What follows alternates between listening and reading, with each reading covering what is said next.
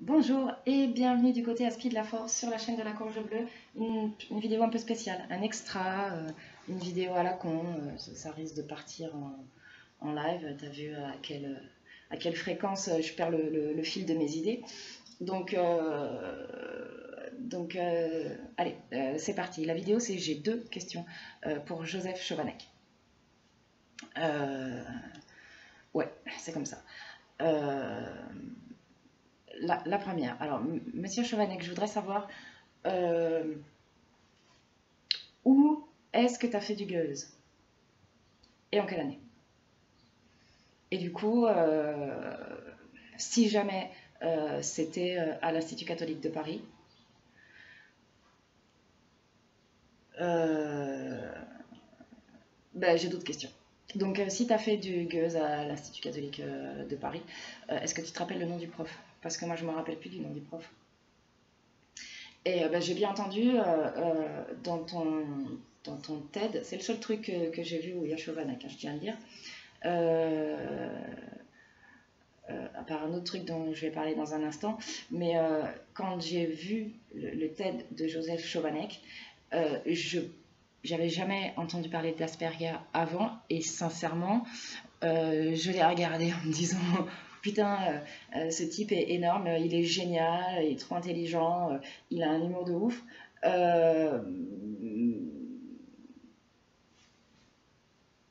Mais je me suis absolument pas dit,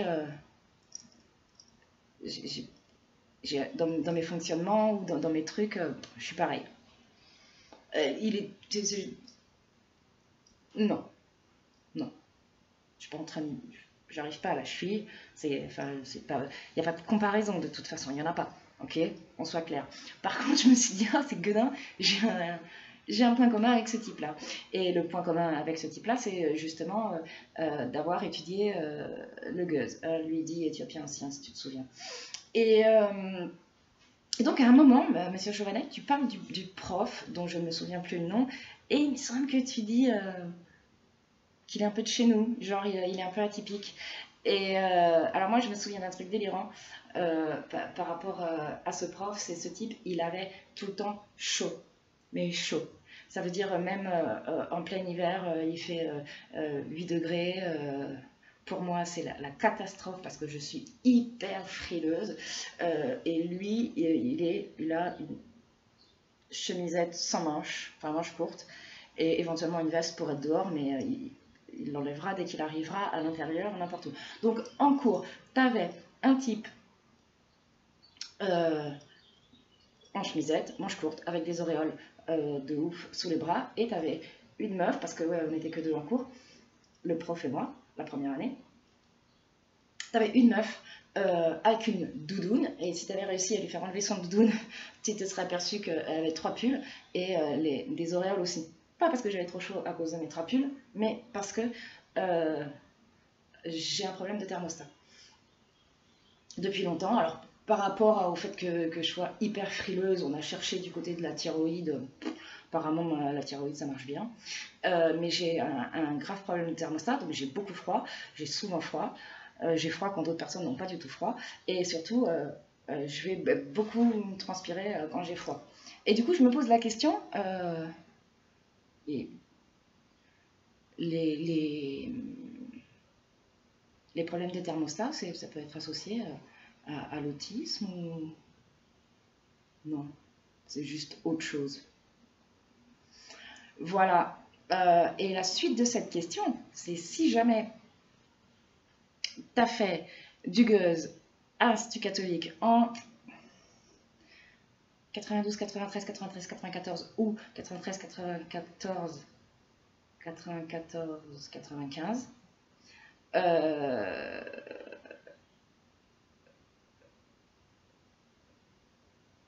Est-ce qu'on s'est croisés? Non, parce que la deuxième année, je me souviens, j'ai pas été tout le temps toute seule avec le prof. Je peux pas dire qu'il y a eu quelqu'un toute l'année, mais je me rappelle qu'à un moment, il y a eu quelqu'un d'autre qui a assisté au cours. Et dans mes souvenirs, euh, avec ma terminologie à moi, au naturel, hein, je vais employer un mot que je m'attribue aussi, qui n'est pas du tout, voilà, mais dans mes souvenirs, c'était un petit peu un peu chelou quand même. Et je dirais, peut-être aujourd'hui, je dirais c'est quelqu'un d'atypique. Euh, et du coup, peut-être qu'on s'est croisés. Voilà, ça c'était ma première question. Euh, enfin, toutes mes premières questions, première partie. La deuxième partie, alors il n'y a pas longtemps, j'étais chez une amie à la télé, je ne sais pas comment c'est venu, mais il y a un reportage où vous parliez, tu parlais, monsieur Chauvanec, de ton bouquin Je cuisine un jour bleu, et tu as eu cette petite phrase, alors que je regardais pas du tout en fait. Euh, mais cette petite phrase, elle m'a fait. Tu as dit parce que tous les autistes aiment le bleu, c'est bien connu.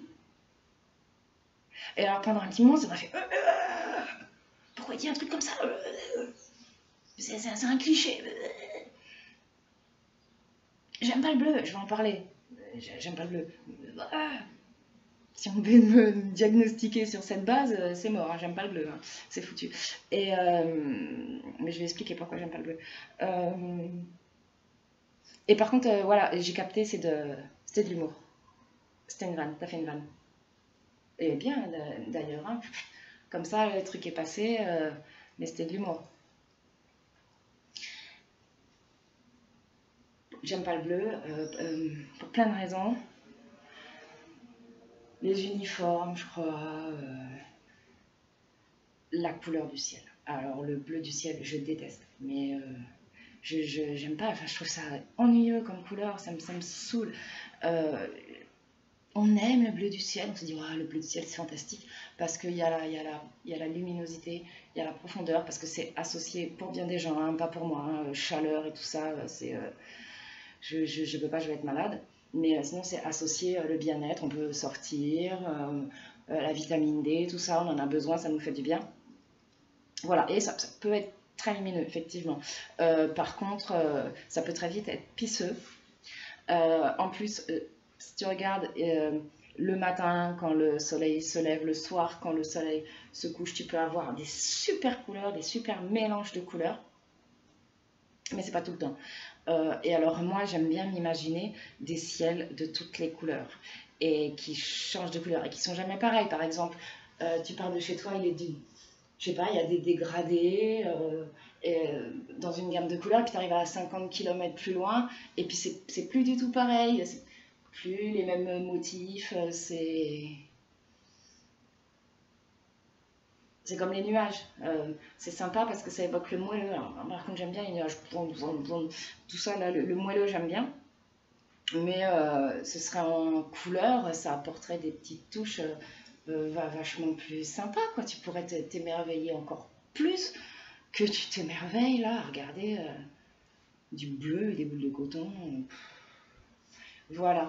Et bon, alors le vert dans la nature, tu vas me dire, j'habite à la campagne, c'est vert, mais vert, mais vert. Alors ça me gêne moins parce que c'est pas tout le temps le même vert. Ça me gêne moins parce que de temps en temps, il va y avoir des touches de couleur, mais quand même. Euh, Par exemple, il y a des arbres qui sont pourpres, qui sont bordeaux, qui sont. Et il y en aurait plus, je trouverais ça vachement chouette, vachement plus chouette. L'année dernière, je tombais nez à nez avec un arbre que j'avais jamais vu, euh, avec des feuilles, mais de toutes les couleurs, sauf peut-être bleu, du coup. Des feuilles multicolores, un arbre majestueux. Alors après, j'ai cherché, ça s'appelle un liquide en barre, et je me dis, ouais, mais ce serait trop de ouf si. Alors je te montre par là parce qu'en fait, moi je vois un peu les arbres et le haut de la montagne, là, par là.